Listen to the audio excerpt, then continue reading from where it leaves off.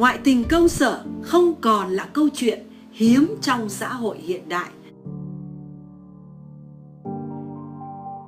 Khi thời gian làm việc chiếm phần lớn quỹ thời gian trong ngày, môi trường công sở dần trở thành nơi phát sinh những mối quan hệ vượt quá giới hạn công việc, đặc biệt là giữa nhân viên nữ và cấp trên. Ngoại tình công sở và sức hút từ sự gần gũi hàng ngày. Thực tế cho thấy nhiều người dành 8 tiếng mỗi ngày, thậm chí nhiều hơn, để làm việc cùng đồng nghiệp và sếp. Thời gian tiếp xúc này đôi khi còn nhiều hơn thời gian họ ở bên chồng con. Ngoại tình công sở vì thế không đến từ một khoảnh khắc bốc đồng, mà thường là kết quả của quá trình tiếp xúc và thân mật kéo dài.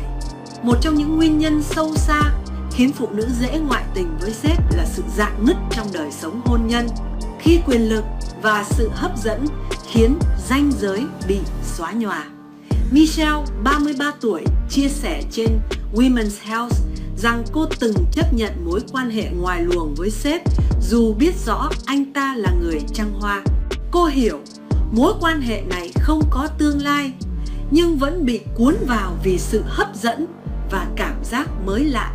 Tôi biết anh ấy từng qua lại với nhiều đồng nghiệp khác, nhưng vẫn không cưỡng lại được sức hút đó như một cách tìm cảm xúc mới. Carrie, một phụ nữ khác, cho biết cô đã duy trì mối quan hệ lén lút với sếp trong suốt 2 năm. Điều khiến cô bất ngờ là bản thân không hề cảm thấy tội lỗi, thậm chí còn cho rằng mối quan hệ đó khiến cuộc sống trở nên thú vị hơn.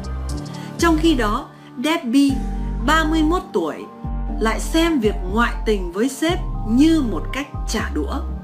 Cô chủ động tiếp cận rồi chấm dứt mối quan hệ chỉ sau thời gian ngắn và rời bỏ công việc. Với Debbie, đó là một cuộc chơi đầy tính thử thách, không gắn với cảm xúc lâu dài.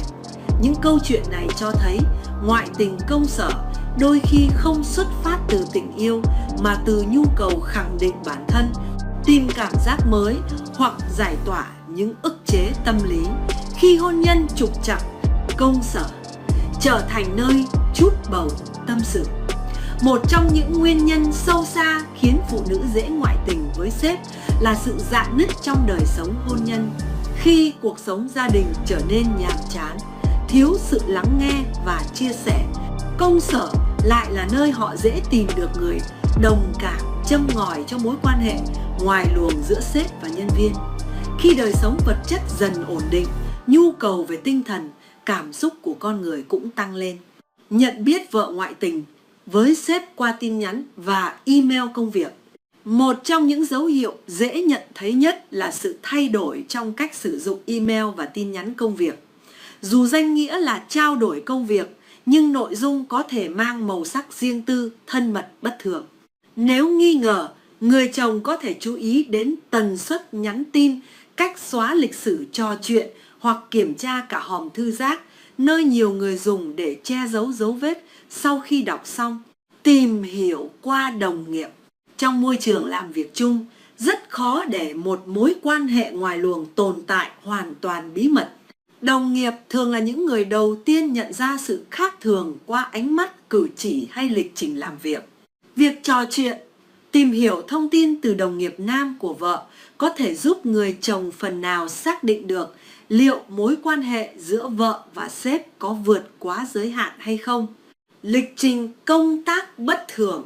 Một dấu hiệu khác của ngoại tình công sở là lịch công tác trùng lặp bất thường giữa vợ và sếp.